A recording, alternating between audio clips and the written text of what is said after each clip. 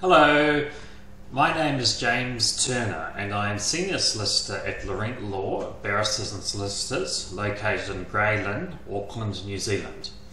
We are a law firm which specialises in New Zealand immigration law. In this video blog, I am going to talk about what you can do if you are in New Zealand and do not have a visa. It is important to understand that unless you hold New Zealand citizenship, you must hold some form of valid visa to lawfully be in New Zealand. If you are in New Zealand and do not hold a valid visa, sometimes we say that you are unlawfully in New Zealand or even an overstayer. Technically speaking, when a person becomes unlawfully in New Zealand or is an overstayer, they are liable for deportation. Being in New Zealand unlawfully as an overstayer and liable for deportation may sound scary and serious, and in many cases it is. Immigration New Zealand has enforcement powers, which means that if you do not hold a valid visa, you could be forcibly deported. That is, arrested, placed on a plane and escorted back to your home country by police officers. You may also face a period of prohibition or ban on returning to New Zealand, up to 5 years depending on how long you have overstayed for. While sometimes we meet people who have deliberately remained in New Zealand for a number of years unlawfully, sometimes we meet people who have become unlawful as a result of unfortunate events.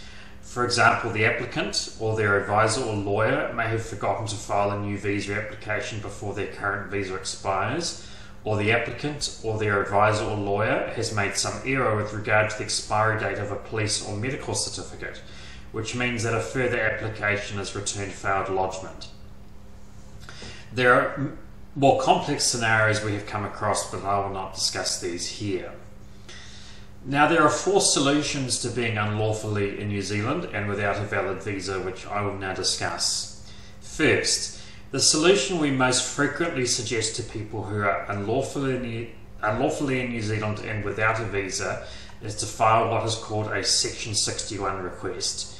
It is called a Section 61 request because the legal basis for filing this is provided for in Section 61 of the Immigration Act 2009.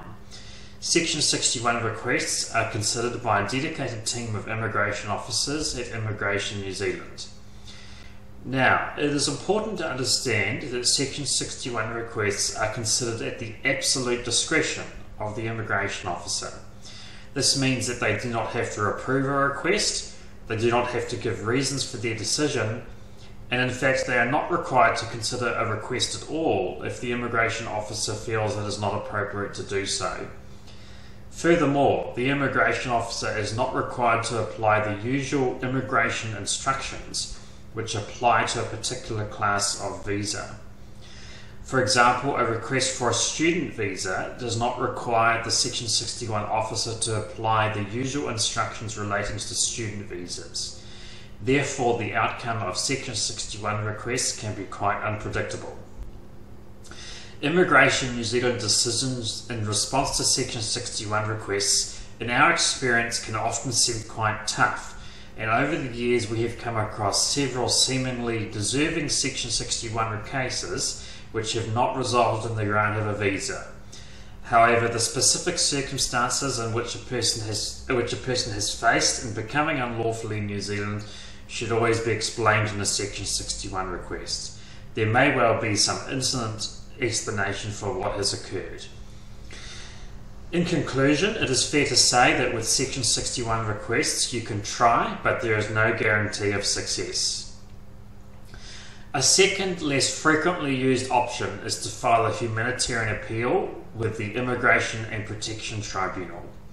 This must be filed within 42 days of the person first becoming unlawful in New Zealand.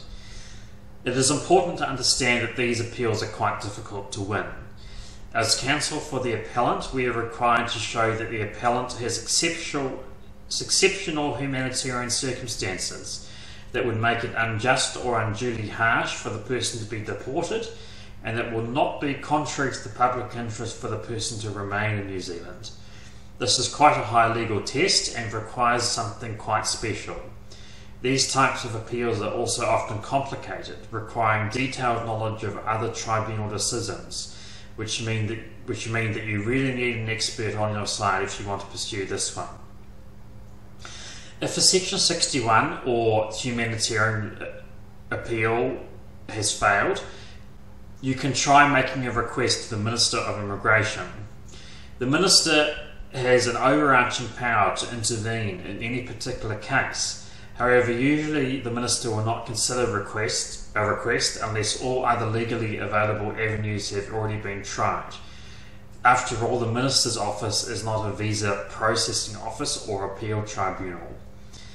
The outcome of a request to the Minister is also very difficult to predict, because the Minister, like the Section 61 immigration officers I described earlier, possess an absolute discretion. So with this one, you can try, but no guarantee. Sometimes people need to accept that they must leave New Zealand after becoming unlawful. They can, however, apply to return. It is often a good idea to voluntarily leave New Zealand in a timely manner, rather than overstay for a long period of time, because overstaying itself can become a problem when applying for a new visa from overseas. Leaving voluntarily can also be a good idea to avoid being located by Immigration New Zealand and served a deportation order, which, if served, can result in a period of prohibition of up to 5 years, and probably would also affect their ability to go to other countries that are similar to New Zealand, such as Australia. If you are in New Zealand and do not have a visa, you may need professional help. If you would like to know more and receive further advice relevant to your situation, please contact us here at Laurent Law. All the best.